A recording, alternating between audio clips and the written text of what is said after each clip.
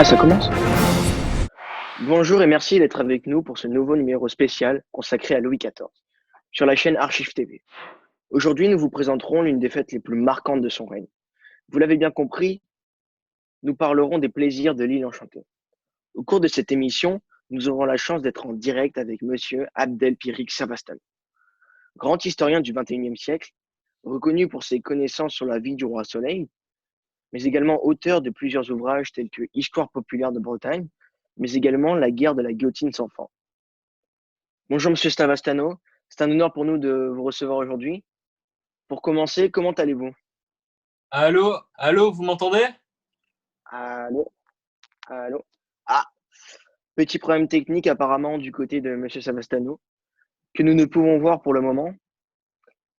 En attendant son retour, laissez-moi vous raconter l'une des plus grandes fêtes ayant eu lieu sous le règne de Louis XIV.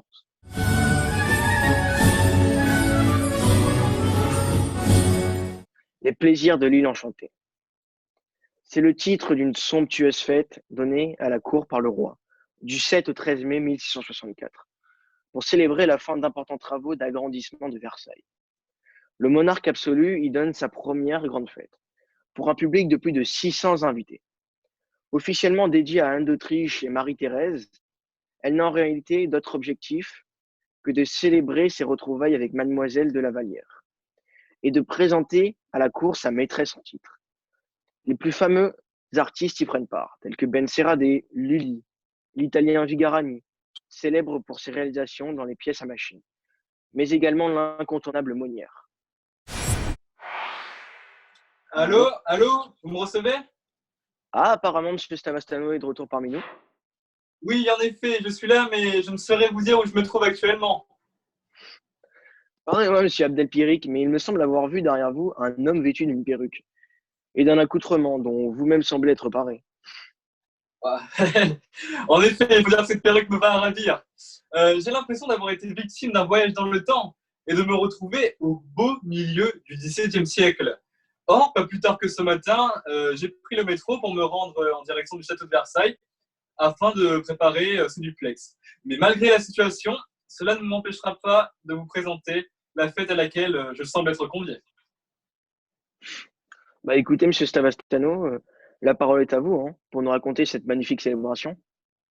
Alors, comme vous l'avez précédemment expliqué à nos téléspectateurs, cette liesse se déroule du 7 au 13 mai 1664. C'est la première des grandes fêtes données à Versailles par Louis XIV. Les plaisirs de l'île enchantée voient la première collaboration de Molière et de Lully. 6 jours de festivités fabuleuses, désignant le château de Versailles comme lieu de réjouissance ultime. Pendant une semaine, la cour se voit offrir une succession de divertissements tels que carrousel, courses de bagues, théâtre, ballet, feux d'artifice, collations, promenades et même loterie. Et pourriez-vous expliquer à nos téléspectateurs une des activités qui vous a le plus impressionné en quelque sorte? Mais je préfère vous prévenir de suite que je ne vais guère vous présenter l'invité que tout le monde attendait hier. Ah bon, et pourquoi ne pas nous parler de Molière et de sa nouvelle création? La raison est pour le moins assez simple, mais aussi surprenante. Ah, eh bien, quelle est-elle? Figurez-vous, Ibrahim Merlin, que je ne suis pas le seul reporter à avoir été convié à cette célébration. Bien d'autres de nos confrères sont également présents, et depuis le début de la semaine, ils ne font que parler de l'œuvre de Jean-Baptiste Poquelin. Ah, je comprends mieux maintenant. Mais excusez-moi, il semble faire nuit là où vous vous trouvez. Or ici, il est actuellement 12h45 si je dis pas de bêtises. Oui, oui, étonnamment, ici le soleil s'est déjà couché. Selon certains convives, un feu d'artifice serait même en cours de préparation. Ah, étonnant. Mais Monsieur Savastano, en quel honneur un feu d'artifice se relie en cette période?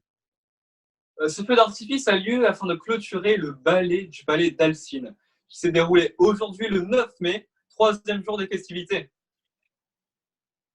Et pouvez-vous nous en dire un petit peu plus sur ce ballet, s'il vous plaît? Avec plaisir. Alors pour commencer, il faut savoir que ce ballet a eu lieu cette nuit aux alentours de 22 heures. C'est un ballet à 6 entrées sur un texte d'Isaac de Benserade, dramaturge et poète français du XVIIe siècle, avec pour personnage principal Alcine, une magicienne ayant fait emprisonner 12 chevaliers. Et que se produit-il lors de ces 6 entrées, Monsieur Savastano? Alors pour commencer, lors de la première entrée, un concert de violon accompagne l'entrée de 4 géants et de 4 nains joués par des enfants, sur une île où se situe un château dont ils sont chargés de défendre. Excusez-moi, Monsieur Savastano, vous nous parliez à l'instant d'un concert de violon en quelque sorte.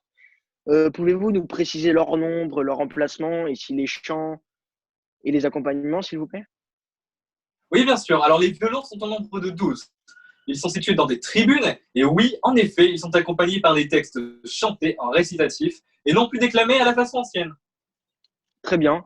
Et avez-vous des choses à rajouter, si vous le désirez? Alors bien sûr, je vais préciser donc les nombres d'entrées. Il y avait 2 entrées avec 8 morts, donc portant chacun un flambeau, chargé par Alcine de la garde du palais. Lors de la 3e et 4e entrée, 6 chevaliers tentent une évasion, mais se heurtent à 6 monstres et sont vaincus. Puis par la suite, Alcine invoque 2 démons, répondant à son appel en dansant et en effectuant des sauts prodigieux. À la 5e et 6e entrée, d'autres démons viennent rassurer Alcine, mais Alcine voit paraître la sage Mélisse. Cette dernière, mais par la suite, au doigt de Roger, la bague qui détruit les enchantements et libère les chevaliers. Puis un coup de tonnerre retentit et le palais est réduit en cendres par un feu d'artifice, marquant la défaite de la magicienne et la victoire des chevaliers. Mais Monsieur Savastano, tout cela semble être impossible à réaliser avec les moyens de l'époque, non? Alors oui, en effet, le palais d'Alcine est l'un des premiers ballets où l'on vit apparaître tout l'arsenal de machinerie, de monstres et de démons. Il faut dire que le sujet s'y prêtait. Les décors étaient de Franchine, intendant général des eaux et Fontaine, qui avait construit un système de toile à contrepoids pour les fonds de scène. La scène était toujours de plein pied et les danseurs évoluaient encore devant le décor et non dans le décor. Et avez-vous une idée de l'heure à laquelle le feu d'artifice aura lieu? Alors, oui. Un des convives que j'ai pu rencontrer, se prénommant Alexandre Bontemps et se disant confident de Louis XIV, m'a prévenu que le spectacle pyrotechnique aurait lieu d'ici quelques minutes.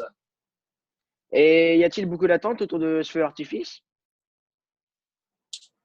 Alors oui, énormément d'attentes pour ce feu d'artifice. En effet, il est considéré comme l'un des plus grands que le royaume n'ait jamais connu. Très bien, Monsieur Sava. Oh là, désolé, je vais être obligé de vous laisser, le feu d'artifice va commencer et je ne veux absolument pas rater ce spectacle. Merci, au revoir. Bah, il est gonflé celui-là. Nous pouvons ainsi conclure notre émission en avant vers le passé. Le temps est venu pour moi de vous remercier. À suivre après une courte page de pub, le street art dans les années 90. C'était Ibrahim Merlin Beatball pour Archive TV. On me demande souvent si la première semaine gratuite est vraiment gratuite. Oui, c'est gratuit. Parce qu'on sait que vous n'avez pas demandé le remboursement, c'est super chiant, faut renvoyer les produits. Vous imaginez faire des petites boîtes comme ça, aller à la poste, les renvoyer? Non, c'est à vos frais en plus. C'est gratuit parce que c'est rentable pour nous. Car la Bruni jouait de la guitare, on a acheté les notes et au tissu. Puis le terrain de chute et de 20 kg dans la citadine.